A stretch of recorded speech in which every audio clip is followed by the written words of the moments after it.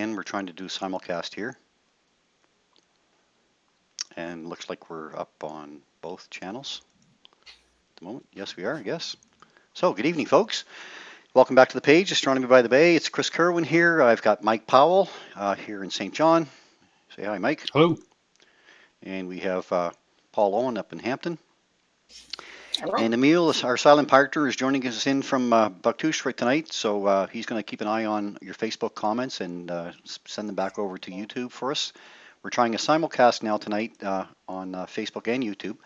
And our topics tonight are going to be about what's up with Betelgeuse lately. I know there's been a lot of talk about it in the news lately. And we're also going to be talking a little bit about double stars. Some of the double stars that we can see, some of them are naked eye. Some of them are binocular targets. Some of them are best viewed through telescopes. So we're going to discuss that a little bit as well. Also, we'll have, of course, Rosanna's fun facts coming up. Hopefully, a little bit of a MacGyver scene coming up, and some photos of the week as well. So sit back a little bit. We'll talk a little bit about what's happening over the next week or so later on too, and we'll get into a little bit of a talk about Betelgeuse at the moment. So Paul is right now live stack. Paul Owen is a RASC member and a St. John Astronomy Club member, of course. And I'd like to say hello to Peter and Alan. Good evening, guys. Welcome. And I'm not really be able to watch both screens here, what's happening on Facebook at the same time, but we'll try to keep the comments as we go along. We'll try to get the other guys to answer up any comments and pass them on to us.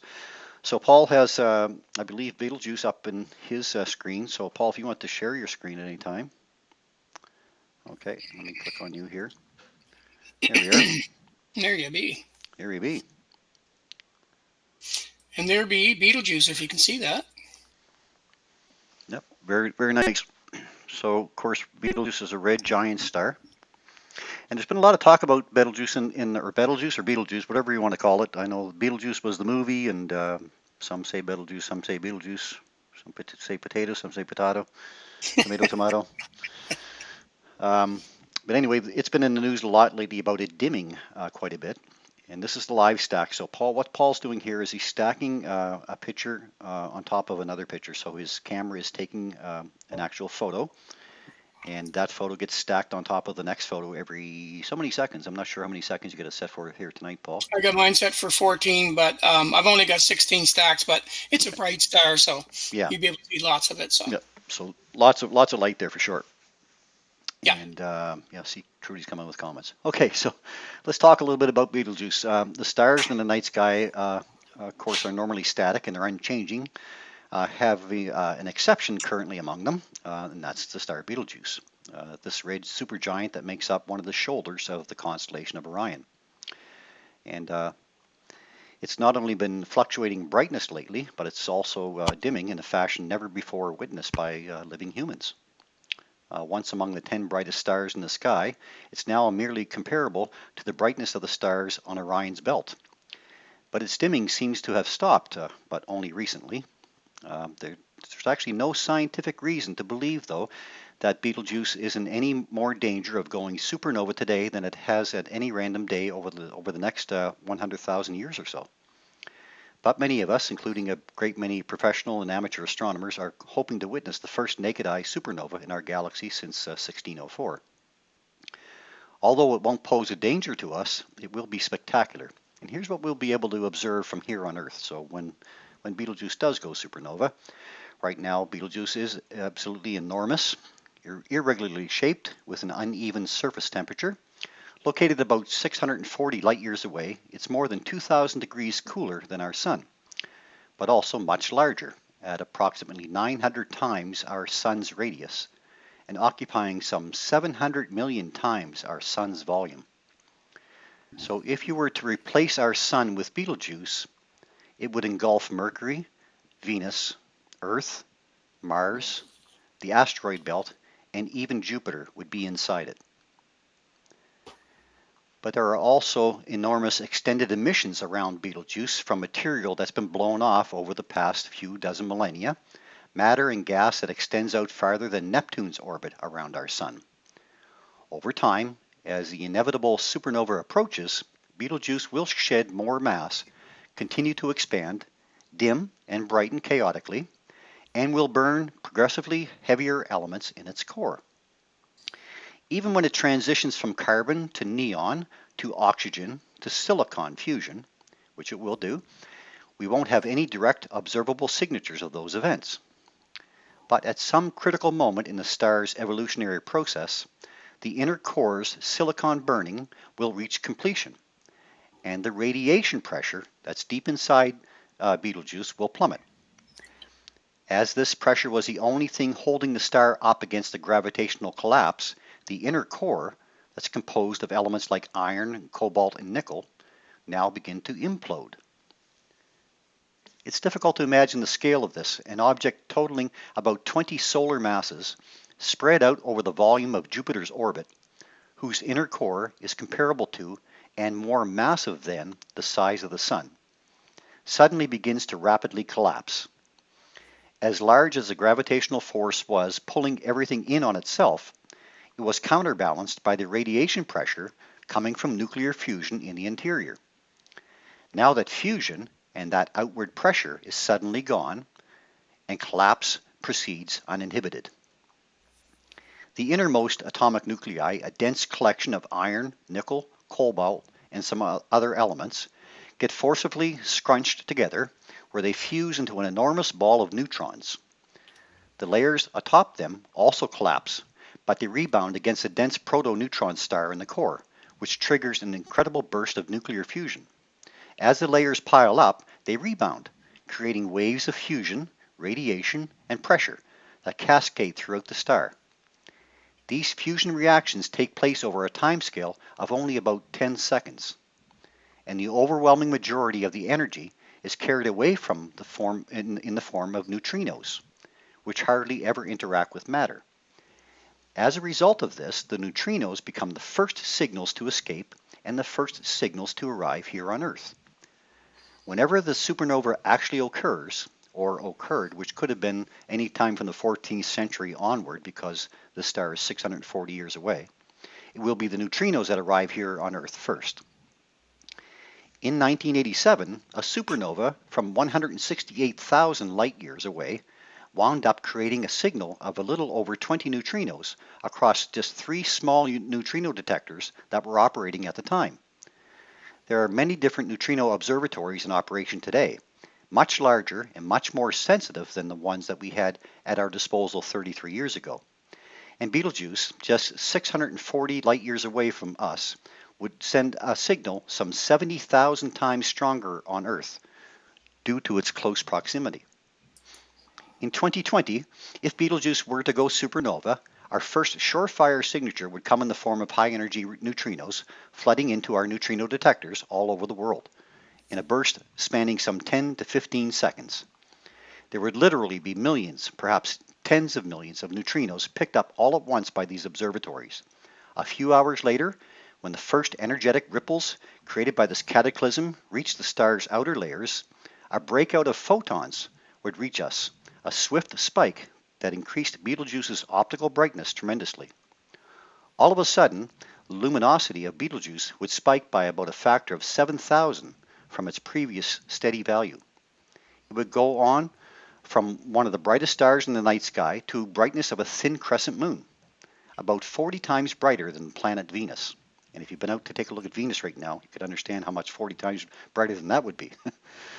That peak brightness would only last for a few minutes before falling back to being just about 5 times brighter than it previously was. But then the traditional supernova rise actually begins. Over a period of time of about 10 days, the brightness of Betelgeuse would gradually rise, eventually becoming as bright as the full moon. Its brightness would surpass all the stars and planets after about an hour, and will reach that of a half moon in 3 days, and will reach its maximum brightness after about 10 days. To sky watchers across the globe, Betelgeuse will appear to be even brighter than the full moon, as instead of being spread out over half a degree like the moon is, all of its brightness would be concentrated into a single solitary saturated point. As a Type II supernova, Betelgeuse will remain bright for a very long time, although there are large variations within this class of supernova for exactly how bright they become and how bright they remain over long periods of time. The supernova, after reaching a maximum brightness, will slowly begin to fade over the time span of about a month, becoming about as dim as a quarter moon after 30 days. Over the next 2 months, however, its brightness will plateau, becoming dimmer only to instruments and astrophotographers. The typical human eye will not be able to discern a change in the brightness over this time. All of a sudden, though, the brightness will drop off dramatically over the next month. The fourth month sits its detonation. It will go back to barely being brighter than Venus by the end of that time, and finally, over the next year or two, it will gradually fade out of existence, with the supernova remnant visible only through telescopes. At peak brightness, Betelgeuse will shine approximately as bright as 10 billion suns, all packed together. By the time a couple of years have gone by, it will be too faint to see with the naked human eye. The reason the supernova remains so bright for the first 3 months or so isn't even from the explosion itself, but rather from a combination of radioactive decays from cobalt, for example, and the expanding gases in the supernova remnant. During those first 3 months or so, Betelgeuse will be so bright that it will be clearly visible during the day as well as at night. Only after a fourth month or so will it become a nighttime-only object. And as it begins to fade from its brightness to look like a normal star once again, the extended structures should remain illuminated through a telescope for decades, centuries, maybe even millennia. It will become the closest supernova remnant in recorded history and will remain a spectacular sight and astronomical object of study for generations to come. Whenever Betelgeuse finally does go supernova, and it could be tonight, it could be in the next decade or the next 100,000 years, it will become the most witnessed astronomical event in human history, visible to nearly all of Earth's inhabitants. We have no idea when the show will begin, but at least we'll know what to look for and what to expect when it actually does occur. That's all I get to say about that. Beetlejuice. Yeah. Life is like a box of chocolates. That's There. amazing. That's. I mean, for us to see that would be just, it would be something, astronomer or not, or amateur. It's something that, anybody gets to see that. It'll be just unbelievable. Oh, the event of a lifetime for sure. Better than any comet that you've ever seen for sure. Oh my goodness. Yeah. Yeah. Oh, I remember the that'd be brightest thing I awesome. ever saw was Halley's. Was that in '86? Yeah, I think so. Yeah, 86. And Yeah. you could see it in the daytime. It was Yeah. that bright. And but that's that's the only thing that I remember being that much of a phenomenon. That was just unbelievable to see. So I can imagine what this would look like. I mean, this is they're talking about the brightness being as bright as 10 billion suns all packed together, and it's from 640 light years away. So I mean, that's quite a distance. I mean, one light year is 10 trillion kilometers, right? So we're talking about huge distances here. But of course, I mean, I remember Mike and I talking about this a while back about neutrinos, Mike, eh? And Yeah. and the They fact have the that neutrino collector up in North Bay. yeah. So they're collecting neutrinos now. They're watching for them. So if this does indeed happen in our lifetime, we'll have about a 10 to 15 second notice, I guess. Note that this huge cloud of neutrinos has approached Earth, or we've collected them, and then we know to point our telescopes towards Betelgeuse and watch for the brightness coming within hours after that. So. Yeah, Awesome. the article I read said that they have a hotline from something similar to the president's red phone. And if they start collecting the neutrinos or detecting them, then they're going to get on the hotline and they call all the major observatories and say point.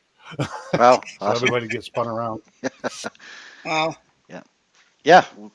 How lucky we could be to see that. But even so, I mean, just picturing this star right now going all the way out to the orbit of Jupiter, to swallow Jupiter. It's 43 minutes light time. It takes sunlight 43 minutes to reach Jupiter from the sun, traveling at 300,000 kilometers per second, 43 minutes to reach Jupiter. So that gives us an idea of how far out Jupiter really is. So how many Earths can go across the sun? 109 Earths lined up will fit across the surface of the sun. So that would be, when you think about that, and then try to figure out how many Earths would fit across Betelgeuse. Yeah. Oh, crazy. Unbelievable. 1.3 million Earths will fit in the sun. So it'd be a few billion for sure that would fit inside of Betelgeuse, I'm sure. And when and if that goes in our lifetime, won't that be kind of a funny constellation once it's gone? Yeah. Yeah, it'll look a whole lot different. You lost the shoulder. Emil here. Hey. Hey, Neil. Maybe we should clarify that we're not looking at the actual surface of Betelgeuse in this image here. That's right, we're not. So the round shape we're seeing is actually the diffraction pattern of Betelgeuse that produces that round shape. Yeah, it's not like we're looking at the sun. When we look through a solar filter, we see the sun. That's not what we're seeing here. You're right.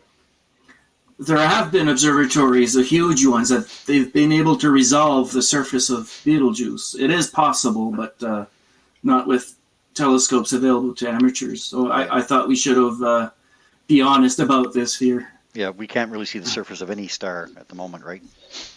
Except for the sun, except for our own, yeah, of course. So yeah, we were talking, Paul, thanks Emil, about 1.3 million Earths fitting inside the sun. It says that the sun's radius would occupy 700 million times our sun's volume. Wow. So 1.3 million Earths in the sun and then 700 million suns inside this star. That's pretty big. Well, that's a son of a gun, eh? That's the son of a gun. Or a gun of a son. All right. So then I'm going to turn off Betelgeuse. Okay. And thanks, Paul. Okay. And thanks, Emil, for those comments. Yes, thanks, Emil. And right. So Paul's going to do us our Rosanna's fun facts. How are you making out, Mike? Well, so far so good. We're holding in there. Okay, perfect. So we're going to... Let's get a fun fact out of the way and we'll see what happens. Okay, sounds good. Get out of the way? What are you trying to say? Let's hear Rosanna's fun facts. All right. Okay, so I think, let me just make sure I got all my stuff ready. Because, let me just find that last piece of information. There it is. Please be the one I want. Yes, it is. Okay, so here we go. So, Chris, you ready for this? Go for it. And it's time for... Rosanna's fun facts. we gotta get attuned to that, guys. Okay, come on. Actually, she sent me one, and I got to figure out how to get sound. I'll figure that out. I will. This is the one time when we need that echo. I was working in the lab late one night when I became a meeting state. So, all right. So here's Rosanna's fun facts this week. So Rosanna wrote me a little note, and she was talking to her granddaughter. So she says, last weekend, as my granddaughter replaced the battery in the finder scope of her Orion Star Blast, we had a little discussion on the myriad amount of purposes that batteries actually serve. So for her little tablet, right up to the ISS. So we then needed to find out a bit more. So they discovered that nowadays in the space agency needs a battery. It uses standard off-the-shelf lithium ions, and the same kind that are used in electric cars, and package them for space. So NASA has even begun swapping out nickel hydrogen batteries on the ISS for the newer lithium ion ones. So there's a YouTube video. I'm not going to post it, but that she puts there if anybody wants to see it, and it's just a little clip, and it actually shows somebody up there changing some of these batteries, which is kind of neat. But anyway, so she says, but there is a serious risk of thermal runaway causing fires and explosions with lithium-ion batteries. So NASA has lessened the danger with special packaging, and I do believe I can show you what that looks like. Is it this one? Just one sec here. That's not it. No. Where'd we go? That's not it. There it is here, but it's on the wrong screen. I'm just going to switch it right over. There it is there. So you can see all the batteries and stuff in there. Can you see that? Yeah. Yep. Yeah, and so they're very, very special packaging, of course, that they have to use, excuse me, for those kind of batteries. Now, oops, can I move this? There we go. All right, so anyway, so the conversation gradually switched from nickel hydrogen, or better known as nickel metal hydride batteries, to lithium ion, and then led to another good question that her Jaden, I guess her name is, had. And she said, while sorting through her battery drawer, why is there no B-type batteries? And, well, you know what? There is B-type batteries, but they were they were just not used a whole lot. And let me just see if I can push this back, and I'll show you what a B-type battery looks like. And there's one right there. It should be on the screen now. I'll make that a little bit bigger. So there's our typical AA battery, and then the AAA battery, by the way, never even showed up until 1959, I think it was. Then we started using AAA batteries. But that's a AA battery, and that one right beside it is what they call a B battery. So they do make B batteries, but they were just so not commonly used that they just didn't. They're still available, but nobody uses them. So there is actually a B battery. So anyway, so the B batteries did exist, and they still do today. Like their compatriots A, F, and G, they just never caught on and with consumers to be a battery. But there is actually a number 6 battery, and it's a big battery. And I'm going to show you that one next, maybe. I can find my, oops, wrong page. There we are. Let me get this one open. There we go. And so there's the number 6 battery. So I want to make that a little bigger so you can see it. And again, the reason I'm bringing these up is because these are still being used. So if you look at that little battery on the side, that's a AA. Wow. And they're what they call a number 6. It's called a number 6 giant. So they make those kind of batteries too. But again, it's not something that you see that much. So anyway, as I was reading into that, she sent an article and batteries at NASA today and beyond. And this was actually something that NASA had put together, and it was a study. So I started going through it. I'm not going to go through all the stuff there, but you can see that there's general properties typically desired in batteries for NASA missions. And so there has to be certain things. They have to be lightweight, compact, and and energy efficient, and meet requirements for reliability. And so some of the batteries they use in space, of course, are all these ones, which we use down here. So that's no surprise. And the reason that they have to have reliability and all this stuff are because these are some of the things that batteries are used for with NASA. For example, in electric aviation, there's less noise in them.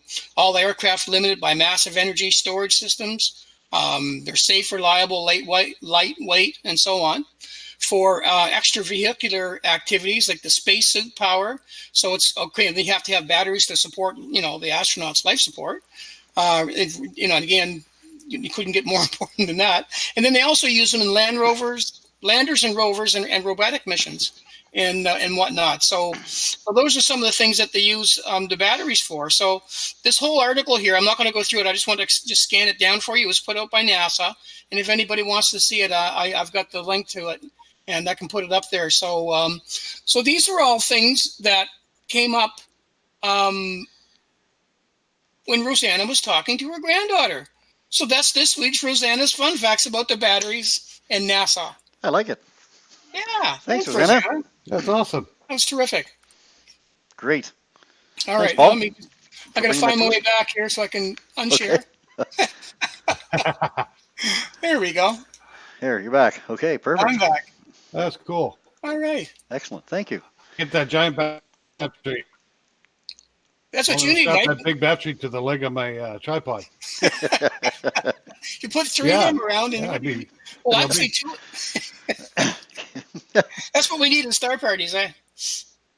Would work well for that. No question. So, Paul, you're going to try to swing around to Sirius, maybe? Are you serious? Are you serious? What I can do, Chris, at the moment, I can pull mine up quickly. Yep. You too, Mike. I've kind of lost connection here 3 or 4 times, so I may end up losing connection in the middle, but in the meantime, we'll throw it up. Sure. Now, quickly, if you see it up here, I'll explain what's on the screen. Okay. Um, right at the top, am I? Yeah, I'm on the main screen. Am I? Yeah. Yep, you are. Right up on the top up here, this little, if you're watching my mouse, the bright star, that is Aldebaran that we're looking at. And I tried to get all in the same field of view, a couple of double stars at the same time. And as it turned out with the camera I'm using and the shot I got right now, I've only got one double star. But if you come down from Aldebaran, all the stars in the Hades cluster are numbered, which I didn't realize. Well, for my purposes anyway. But if you look right here, it kind of looks like a little frying pan shape. Comes down, a little handle and a frying pan. Those stars are actually numbered 80, 81, 82, 83, 84, and 85. Okay. And then just off of those, you got two brighter stars right here, and that's what I have in as my double star, and that is Theta Tauri. Okay. If you have any information on Theta Tauri, Chris, you can Yep. talk about it before I lose my screen there. Sure. Yeah. So what we're discussing tonight are double stars, and double stars really about 85% of all the stars that we see in the sky are actually double stars, and a lot of those are binaries, which we'll talk about the difference between a double star and a binary here in a second. And they also have a large number of multiple star systems. So there are lots of systems like Polaris, for instance, that has 3 stars, and Castor has 6 stars. So there's lots of the multiple star systems as well. First of all, if we define what is a double star and what is a binary star, there's really 3 types of paired stars. There's optical doubles, which are unrelated stars that appear close together through a chance alignment with Earth. So if we look at the second star in the handle, for instance, of the Big Dipper, there's a star called Mizar and another star beside it, Alcor. And we're not quite sure yet if that's not a binary or an optical double, but to us it appears to be an optical double. So in other words, with an optical set of stars, they appear very close together to our eyeballs and to our telescopes, but they don't actually orbit around each other. Visual binaries are gravitationally bound stars that are separately visible with a telescope. So we can't really pick them up without using a telescope. Non-visual binaries are stars whose binary status was deduced from more esoteric means, such as occultations, in other words, eclipsing binaries. So one star passed in front of the other. So we would see the second star dim quite a bit, and then it would dim at a periodic time, regularly, depending on how long it took for that star to go around it. So that's called an eclipsing binary. A spectroscopic binary, when one star passes in front of the other and the wavelengths of light have changed, so the colors would change, so we would see that differently on the color spectrum. And the third one is called an astrometric binary, where there's an anomaly in their proper motion. In observational astronomy, a double star, or a visual double, is a pair of stars that actually appear close to each other as viewed from Earth, especially with the aid of optical telescopes.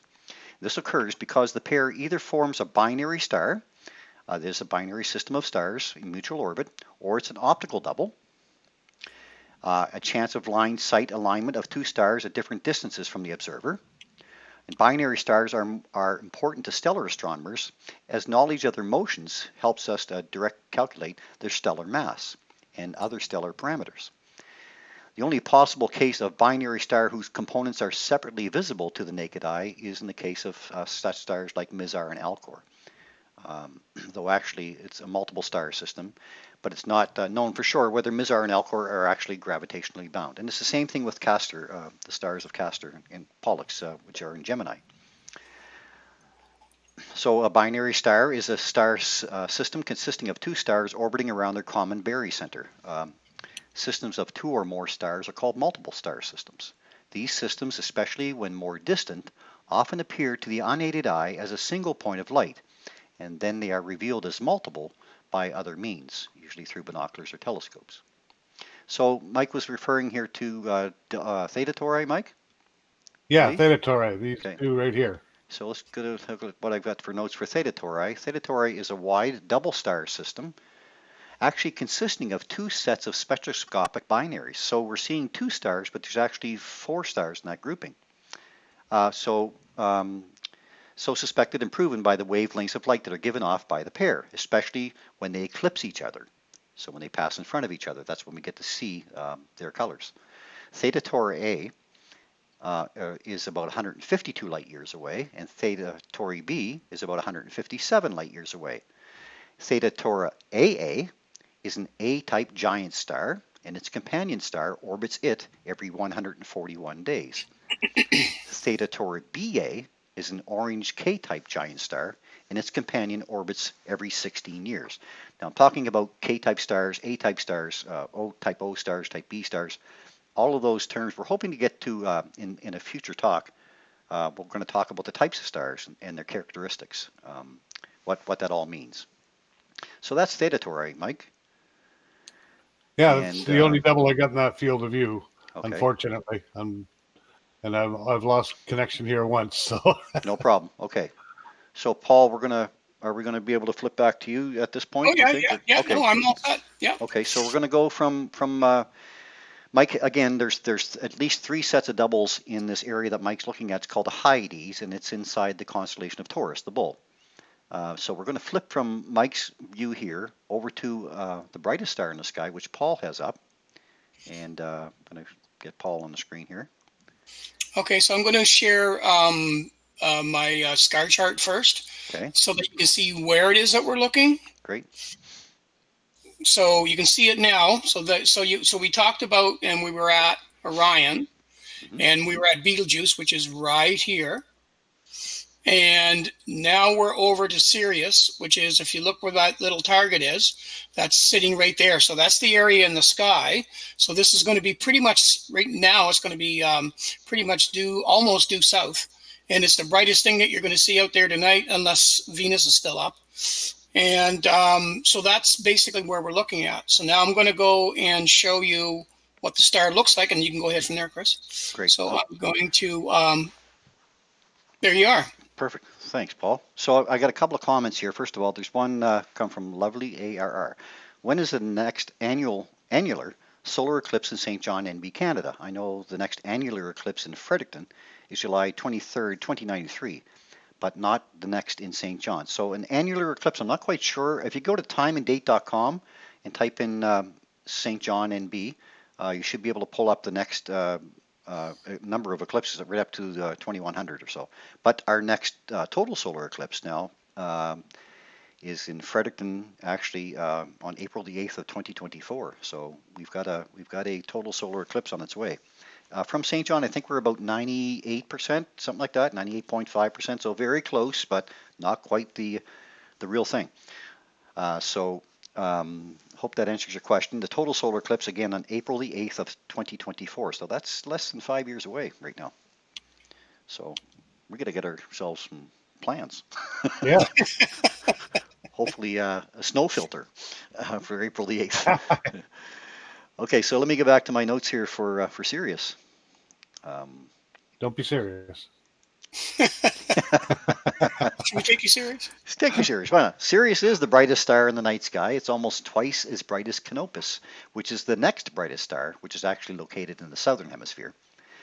And Sirius is a binary star, again, consisting of a main sequence type A star and a very faint white dwarf star that orbits Sirius every 50 years. Sirius appears bright because of its proximity to our solar system at a distance of only 8.6 light years, which is pretty close. I think the next closest one would be Proxima Centauri at 4.3 light years. Sirius system is one of Earth's nearest neighbors. Sirius is gradually moving closer to our solar system, so it will slightly increase in brightness over the next 60,000 years. After that time, which I probably won't have to worry about, its distance will begin to increase and it will become fainter, but it will continue to be the brightest star in Earth's night sky for the next 210,000 years. I'd like to come back and see that. Sirius A is about twice as massive as the Sun and about 25 times more luminous than our Sun. That means that it's a much hotter star than our Sun. Its surface temperature is about 9,400 degrees Celsius, in contrast to our own Sun's temperature of 5,500 degrees. With slightly more than twice the mass of our Sun and just less than twice its diameter, Sirius still puts out about 26 times as much energy. It's a main sequence star, meaning that it produces most of its energy by converting hydrogen into helium through nuclear fusion, same as our Sun. The system is between 200 and 300 million years old, so it's a very, very young system. Our star is 4.5 billion years old, our sun. It was originally composed of two bright bluish stars. So this is kind of interesting. So while the more massive of these stars, Sirius B, the smaller one today, consumed its resources and became a red giant before it shed out its outer layers and then collapsing into its current state as a white dwarf around 120 million years ago. So pretty cool. Although white to blue-white in color, Sirius might be called a rainbow star, as it often flickers with many colors. We get a lot of brightness and twinkling and color changes sometimes prompt people to report Sirius as a UFO. I guess it's because it's so bright and it's so far into the atmosphere sometimes. In fact, these changes are simply what happens when such a bright star as Sirius shines through the blanket of Earth's atmosphere. The varying density and temperature of Earth's air affect starlight, especially when we're seeing the star low in the sky. The shimmering and color changes happen for other stars too, but these effects are more noticeable for Sirius because Sirius is so bright. In the southern hemisphere, it doesn't have a pole star right now, but nearly 60,000 years from now, due to precession or wobble of the planet, Sirius will serve as its southern pole star. So the South Pole star will be Sirius in 60,000 years. Well, You can't be serious. I can't be. But let's take a poll. oh, oh no. Sorry, guys. Oh. By the way, while we're laughing, Michael Stewart says that the partial solar eclipse for St. John is on June the 10th, 2021. Thanks, Mike. Yes, there is. There is one next year as well. That's right, June 10th, 2021. Absolutely. I was thinking about the one that's larger, I guess, so it's in more of the sun is eclipsed, the one in 2024. But yes, there is one for sure on June the 10th, 2021, and that'll be another nice show like we had here a few years ago in 2017, guys. Mm-hmm. I expect we'll be out with our solar scopes at some events around locally and other places. Yeah. That was a lot of fun. Yeah. That was a lot of fun. And June the 10th was nice. Again, actually, on June 10th of 2021, it happens during sunrise. So just as the sun is coming up, it starts to get eclipsed. So that'll be really cool. Well, if it's a clear night the night before, chances are we'll probably be all up all night. Oh, and then as it comes up, we'll fall asleep. Yeah, exactly. Yeah. And the fog will roll in, the Fundy fog will come in, and we'll be great. Yeah. Well, we'll get pictures of the Fundy Nebula. The Fundy Nebula, yeah. The Gray Nebula Matter. We'll get somebody on YouTube that'll already do it. Yeah, whatever. That's a good thing about technology. If you miss it, and somebody else has surely shot it somewhere. Yeah, that's the beauty of having scopes all over the world. Eh? That's right. Okay, I guess the next one would be back to Mike again. And I think, Paul, I was going to try to get you to swing to Polaris, if possible. All right, I'm going to give it back to you guys. Great. And Great shot of Sirius. I'll go find Polarius. Great. Polarius. Hilarious. Hilarious. Let me share something. Hey, that's hilarious. You're not serious. You're hilarious. Wow. So Mike's going to bring up. We're going to bring up Delta Tori, I guess, Mike. No, I can't. I'm out of business. Okay. You get a picture for me. I can give you this. What else have we got? Have you got a Mike Guyver segment for me? I do, very quickly. It's okay. Not a very big one. Want to do that one for us? Stop sharing that part of the screen here so you can see me. Okay. So often, when we're out star parties and things like that, and we pack up for the night, and our scopes, we want to cover them up so they don't get all covered in dew, and the scopes themselves are wet in the morning. And a lot of people go out and they'll buy like an official Telegizmo cover to put over top of their scope and cover it up. For Dobbs, you're basically looking at a straight tube. One of the alternatives that I believe I got the idea from you, Chris, you were the one that first showed them to me, is the tire covers that you can purchase at places like Princess Auto, Canadian Tire, and they cost about $17 at the most. And it's they're 36 inches in diameter, and they're made to stack over 4 tires for the wintertime, and they make an excellent scope cover. Except in a really heavy rain.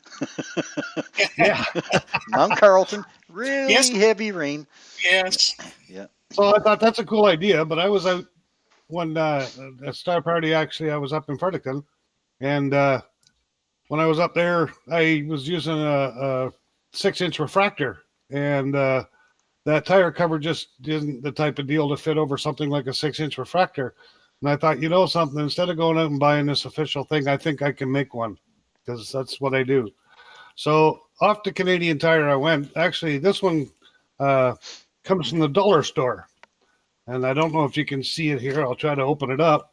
But these are those pads that you buy to cover your windshield to keep the snow and ice off. Have you all seen them? You stick it over your windshield, let the sunshine on it.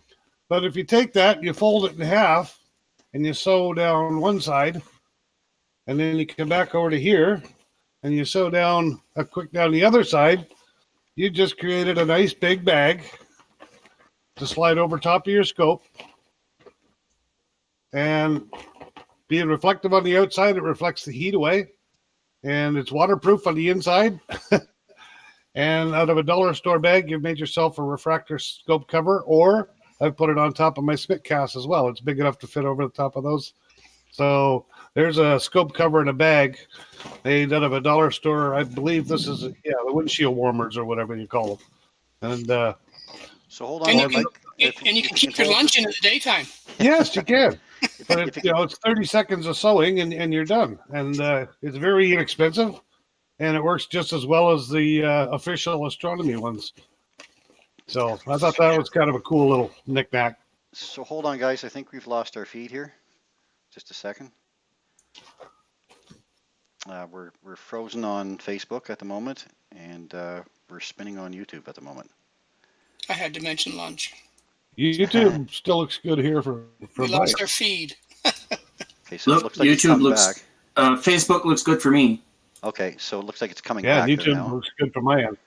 So I'm still seeing the Rigel or the Sirius picture.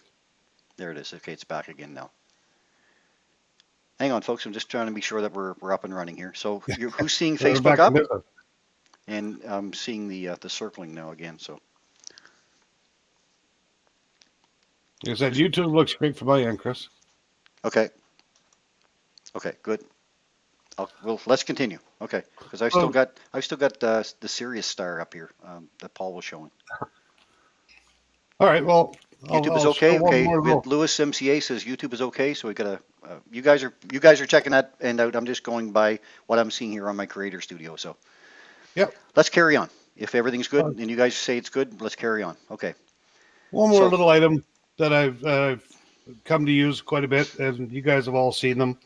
But after you've uncovered your scope and you get your dew shield and stuff going, as the sun is setting, and you put your dew shield on, but you can't keep the dust off, say, your corrector plate on your spit cast grain telescope. Once you put the dew shield on, the cover for the scope won't fit over top of the corrector plate. So how do you keep the dust out of that if the wind's still blowing around a little bit? And for me, doing what I do, you go shopping around, and the best thing I found is the shower cap. Oh, leave it on.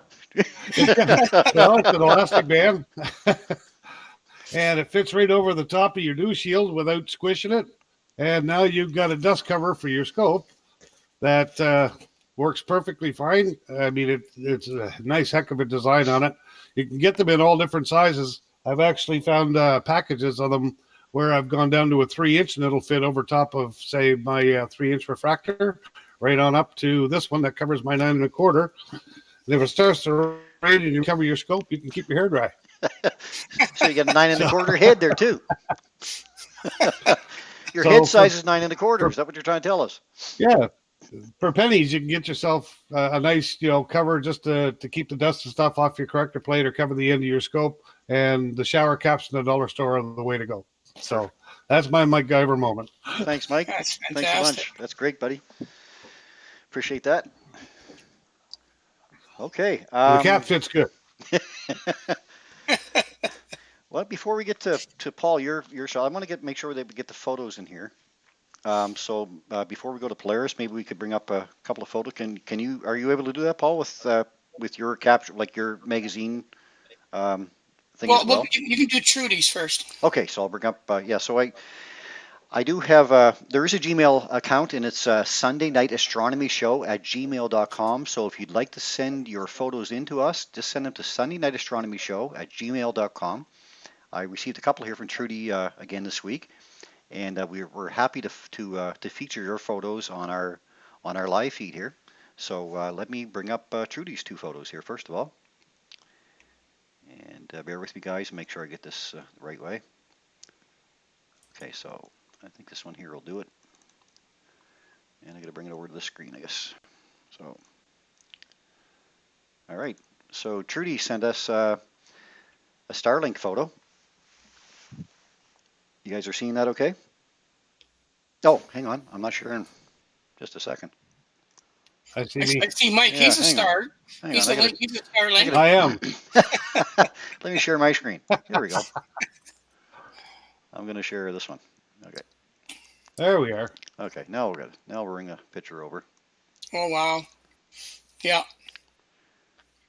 So is that showing up yet? No, Yes, it is. it is. Okay, It's not showing up on Hangouts. here we are. Yeah, now I Here's see it. where I want it. Yeah. Okay, there we go. So, yeah, Starlink leader.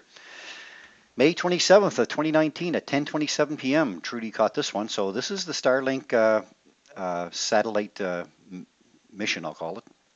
The scenario that 12,000 satellites will be launched into space, and it's for communications, for broadband internet to cover the planet. This is a SpaceX initiative through Elon Musk.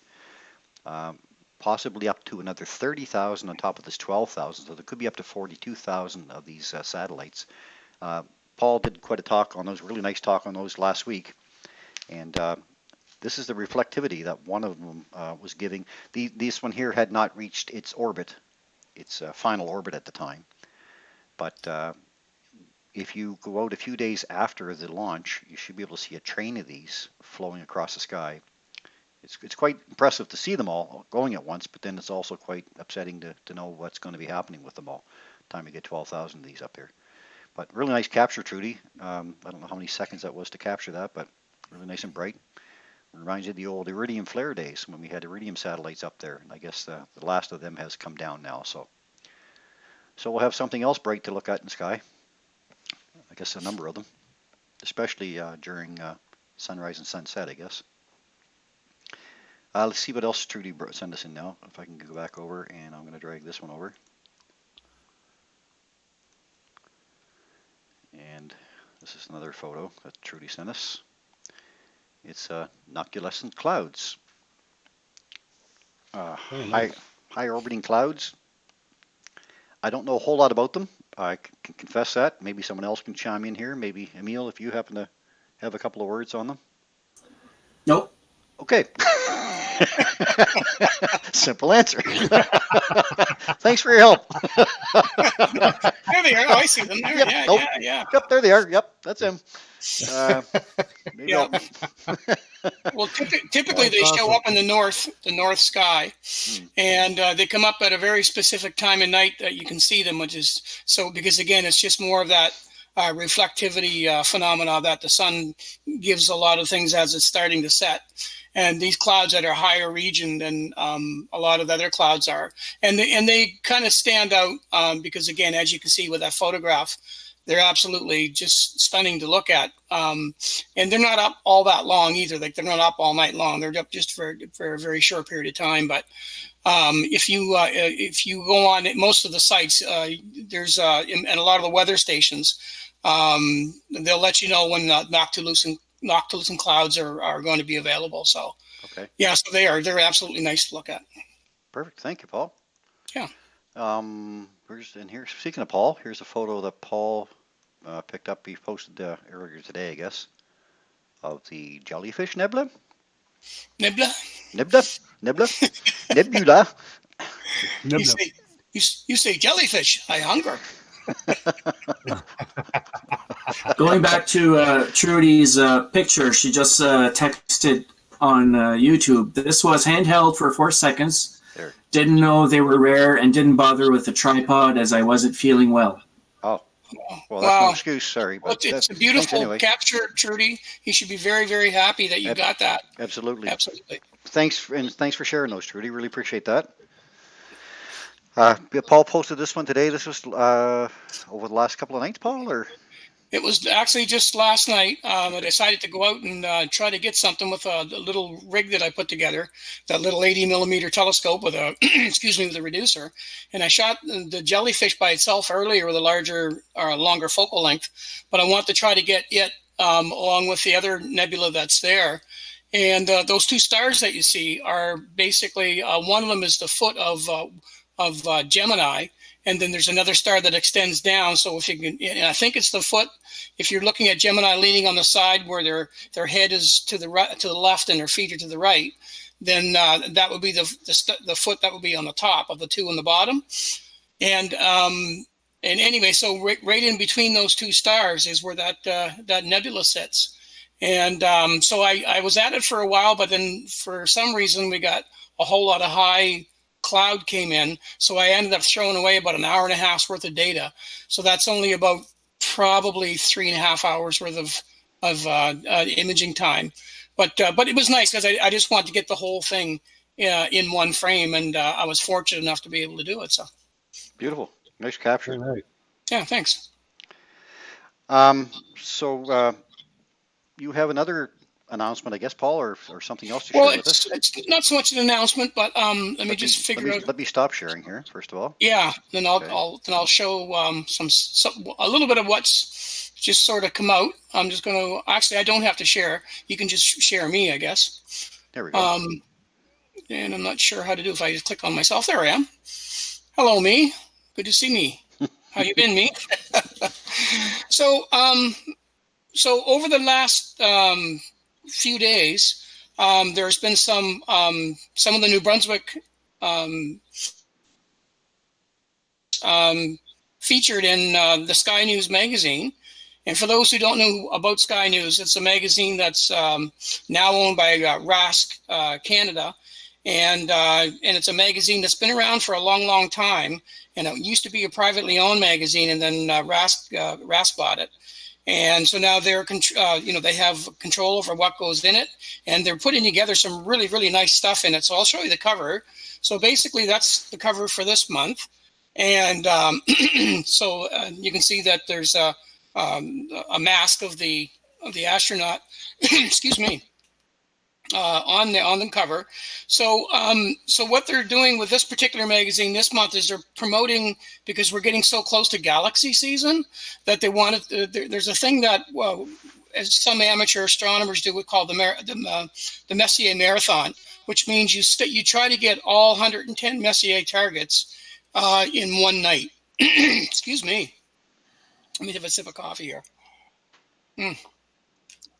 So in order to do that, there's a very specific time frame and a very specific time window that you can try to pull that off. But in the interim of doing it, in the explanation of how to do it and when to do it, they took and put some of the photographs of some of the New Brunswick astrophotographers in there. So before I get into some of them, I want to show the first one here first. And here it is here. I'm going to try to put it in the camera. And this is by Emile Cormier. And I don't know if you can see that M51. Yes, sir. Absolutely fantastic image. And Emile had that posted with Sky News before, I do believe, as in a contest. And I think he was an honorable mention or came in with something. But and I've told him when I saw it, first time I saw it, it was probably the best M51 I've ever seen. It was just done so well. So that was the first one that I wanted to point out in there from New Brunswick. Beautiful. It won photo of the week. Photo of the week. Thank you. Excellent. Awesome. Yeah, it's just a stunning photograph. It really is. So the next one that's in there, and I got to see this a while ago, and it's also by Emile, and he got the whole last page all by himself, which is wow. It's fantastic. I thought, Beautiful. This is great. Wow. And it's called Heaven's Seven Sisters. And of course, if you go up, pick up your copy of Sky News, you can read the little article in there. And Emile writes a little about, I think this was your first target, Emile, from the chicken coop? Yes, First I egg you call it. laid? I said it laid its first egg. So Emil's observatory is built quite close to a chicken coop at the house, so he calls it the Chicken Coop Observatory. And when he put this in the magazine, I read it. I just chuckled. It says, "Yeah, this the first awesome. egg was laid." This is my first time seeing it on the magazine. I haven't received my copy yet. Oh, Oh, Emil, wow. it looks absolutely fantastic. You did an amazing job on it. Yeah, Yeah, it's a incredible. stunning photograph, and the Thank you. story. It's a good read. I'm telling you, the whole thing was just awesome. Just awesome. That's Thank you. excellent. Yeah. And then there's one other photo in there. Congratulations, Emil. Yes, Emil. Congratulations. Yeah, Great stuff. yeah, absolutely. Congratulations. And then on the Messier, Marvelous Messier, yeah, Marvelous Messiers. And there's the whole article in here about all the different things that are part of the Messier objects. Anything starting with an M is a Messier object, and that's a specific time that you can go out and see those. And then they put one of my photographs in there too. There's of M31, M33 rather, the Triangulum Galaxy. Nice. And that, for me, that was my first time Oh, getting excellent. something in a magazine. I was like, wow, this is so cool. So isn't that great? All the photographs I got in from the New Brunswick chapter of RASC and us astrophotographers Well having done, some guys. fun and getting up there. So I want to put a shout out there for Emil and Absolutely. Well Yeah. deserved. Well Well done, done. yeah. Well done. Yeah. Both Good of you. job, Paul. Well, excellent, guys. Very excellent. How are you guys still seeing We the only stream need okay? 107 more New Brunswickers to join in. Is the stream still looking good for you guys? Is anybody watching Facebook or YouTube there? Stream's still good on Facebook. Okay, perfect. Still good on YouTube. Okay, great. I guess I'm on my end of it. I'm not seeing much. I'm relying on you guys to let me know. Those are excellent. Thanks, guys. That's amazing. You guys are doing amazing work. I mean, just think about 20 years ago. I mean, when they were doing film photography and capturing photos, and you take your photo to the developer and get back a bunch of pictures that found out that they were out of focus or something was wrong, and doing it all again. Now you can do all this from your home, and you can turn out amazing results. Like these are observatory class results, and you guys do have observatories. Don't get me wrong, but I mean professional observatory results are returning out now because these guys are dedicated so heavily into astrophotography. So well done, both of you, and thanks for sharing those, and thanks always for sharing your photos. You give us an opportunity to interpret what you see through the eyepiece. So it's great for us to be able to share. I try to share as many of your photos as I can, both of you. So thanks again, guys. Really appreciate that. Oh, thanks. So maybe we'll go back to another star, I guess, Paul. Do you want to flip back? Okay. Yeah, you wanted to go to Polarius? Polarius, yeah. Hilarious Polarius. All right, let me... We're getting pretty close to the end of our show, folks, for those who are joining in, so we're not too much longer here. So let's go to... I'm going to put it on where, and you're going to see Polaris in the sky, and then we'll switch right over to the star. Great, okay. Okay. So you're going to share your So Chris, you can go ahead and explain where you see that and how to find it. Sure, okay. So we're looking at Polaris, and Polaris, those who know where the Big Dipper is, of course, Big Dipper is just an asterism. It's not really a constellation. That's a constellation of the Great Bear, or Ursa Major, really. But most people see it as a dipper.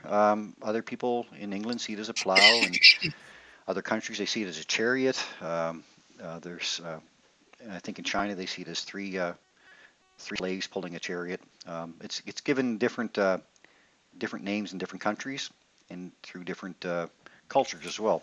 But if we see it as the Big Dipper there, we'll take the last two stars. Paul, maybe you can point from them and point straight over. And the first star really that you're going to hit in that general area, that's the brightest one. That's it right there. That's Polaris. So that's how to find Polaris in our night sky. It's not the other little cluster of stars. A lot of people see the little cluster coming up beside Orion called the Pleiades. And that looks like a little tiny dipper, but this is where we find our Big Dipper right here. And of course, Polaris is the star that is our pole star. It's not exactly right on the pole right now, but it'll be getting very close by the year 2100, I believe. And with something called precession, that pole star will change throughout the next 26,000 years. But for us, for now, it's a great guide for us. And Polaris, of course, is a time-honored symbol of constancy and dependability. Boy Scouts and other travelers know that from locations in the northern hemisphere, this star can always be found in the northern sky at a height above the horizon that corresponds to your latitude. Thus, Polaris has guided travelers, no doubt, for millennia. But Polaris is not constant in brightness. The single star we see as Polaris actually consists of a main star and two smaller companion stars in a triple star system, and Polaris is a variable star itself. The North Star has a reputation for being bright, but it is not among the top 10 or even the top 40 brightest stars in the night sky. It's only at about 48th brightest star. So we do get that a lot at the telescope. That bright star over there, is that Polaris? That must be the North Star because it's the brightest. No. We just learned tonight that Sirius is our brightest star, and Polaris is only 48th brightest. So here's a view of Polaris. Paul's brought us up. Thanks, Paul. Looks great. I don't know if we can see the companioning close to that, or are we seeing just other stars in the same general area? Because I know through the eyepiece you can normally pick out the companion star, one of them at least. Polaris is about 433 light years away. And it's actually a triple star system composed of the primary star, Polaris AA, which is a yellow supergiant star. And it's in orbit with a smaller companion star, Polaris AB, which is a dwarf star. So the two of them are binary, so they follow around the central point of gravity.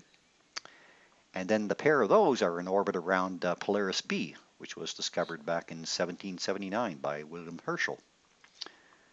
And Polaris B can actually be seen even with a modest telescope. So that's what we're looking at when we see through the telescope. We'll see the very bright Polaris and a small dim star very close to it. That's B. So we can't see A really from our position. Polaris AA is an evolved yellow supergiant star. It's about 2,500 times more luminous than our sun. This is one we're looking at now. 4.5 times more massive. And it has a radius of about 46 times that of our sun. The star is classified as a Cepheid variable, showing pulsations over a period of about 4 days. Now, Cepheid variables are stars that astronomers use to measure distances to galaxies and other star clusters. Polaris AB is a dwarf belonging to the spectral class F7. It lies at an average distance of about 17 astronomical units. That's the distance between us and the sun, about 17 times that distance. And it has an orbital period of about 30 years. The star has a highly eccentric orbit that takes it between 27 and 7 astronomical units from the primary component. The star further away from the supergiant Polaris B is another dwarf star. It is at least 2,400 astronomical units away from Polaris A and has an orbital period of at least 42,000 years. So these two groupings of stars, the binary set there and then Polaris B, takes 42,000 years to orbit each other. And that's the information I have about Polaris. So we're looking at a trinary system here, not a double. And this happens a lot with these. We can look at one star and see that it's one star, but then when we zoom into it, or we do a spectroscopy on that star, or we look at other means, or eclipsing binary star, we find out that it's actually a binary system, or a trinary system, or even a quadruple, or in the case of Castor, it's actually a sextuplet system. So about 85% of the stars that we see in the sky are not singles at all. They're actually part of a double system, a trinary system, quadruple, sextuplet, whatever. And multiple star systems are pretty common. Not as common as binaries for sure, but multiples are very common. Well, thanks, Paul. That takes us through that bit of the talk. Polaris. Also, we want to find Polaris. Just take a look at the Big Dipper again. Follow the last two stars of the handle, and they'll lead you out to Polaris. The only other ones we had tonight were Mike's two offerings there for Theta Tauri and Sigma Tauri, I guess. So, Mike, we're probably not going to go with those tonight, I assume. No, I lost my signal completely there, Chris. Okay, so Sorry. we can bring them up at another time. And actually, we're looking at, I think we're about 9 o'clock now anyway, aren't we? Just a small correction, Chris. Sure. please. It's not the last two stars of the handle; it's the last two stars of the bucket. Bucket, sorry, yeah, exactly. Thank you. So yeah, the last two stars of the bucket, follow them straight out till you hit the first star in the handle of the Little Dipper, which would be Polaris, I guess. I guess that's all we got for tonight, folks. We're going to be looking at, as time change is coming up now, I think it's March 8th for us, so it's just a couple of weeks away from this Sunday. Of course, at that time, we're going to advance the clocks ahead an hour, so it's going to take another hour of daylight before we can offer you any kind of a show. And we'd like to keep this. I like this time frame. We've kind of discussed this, the 8 to 9 o'clock kind of idea here for the coast. Works out pretty good for us because we can get the most viewers, and it's a prime little time spot for us to be in, I think. So I think what we'll be doing within the next few weeks is we'll be postponing our show, wrapping up this as a season, and coming back to you again in sometime in the fall, probably early October or so, when time starts to switch back again and we're able to offer you more objects. If we keep going, of course, we're going to run into daylight, or we're going to be into daylight very soon, and the only object we could offer would be the moon or maybe the odd planet. So, but we're still thinking about maybe a once a month kind of thing coming on and doing this at least, at least offering some kind of a talk to all of you. We could offer talks like we've done here tonight. We can do some captures over the next little while and bring those captures up and talk about those issues and those items. So keep us in mind. We'll talk about that over the next little while, and we'll see if there's something that we can maintain down the road. But it won't be every week because really what our purpose really is of the show is to bring you some objects that you wouldn't get to see through the eyepiece. But here again, we're coming up to our season now where we're getting into the season where we like to bring you to the eyepiece. So it was more of a tease for us. It was a lot of fun getting this far, and we've still got a few weeks to go before we're signed off. But it is really a way to get you to come out and enjoy the items right at the eyepiece because they're more spectacular for you anyway when the photons are hitting your eyeball rather than just being splashed here on the screen for everybody to view. So, in saying all that, I'd like to say thank you to Mike, Mr. Powell, here in St. John, and I'd like to say thank you to Paul Owen here in Hampton. At the PFO Observatory with Mike and the, I forget the name, Paul. Mine's the Moon Shadow, and don't forget the Chicken Coop. And the Chicken Coop Observatory, Emil, up in Bactouche. And Chris Kerwin here from Astronomy by the Bay. So thanks, folks, for joining on to us again. Before we go, Chris? Yes. Sorry, Sure. I just want to make mention of it, and I don't know if you forgot.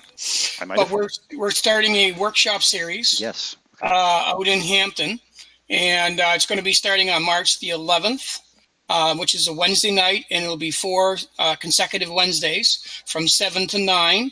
And Mike, Chris, and myself are going to be putting that on.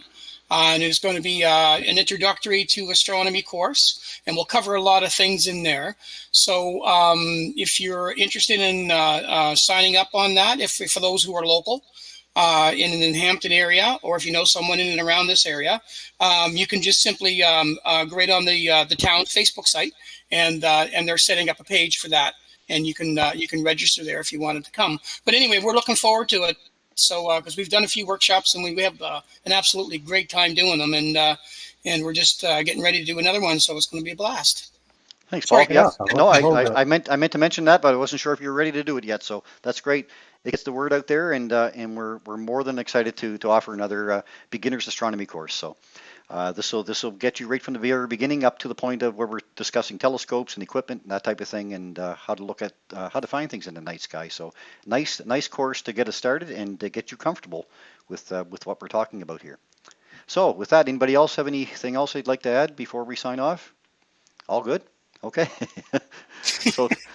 So guys, thanks again for joining on, everybody out there in Facebook and YouTube land. It was wonderful to be able to bring you a simulcast like this tonight.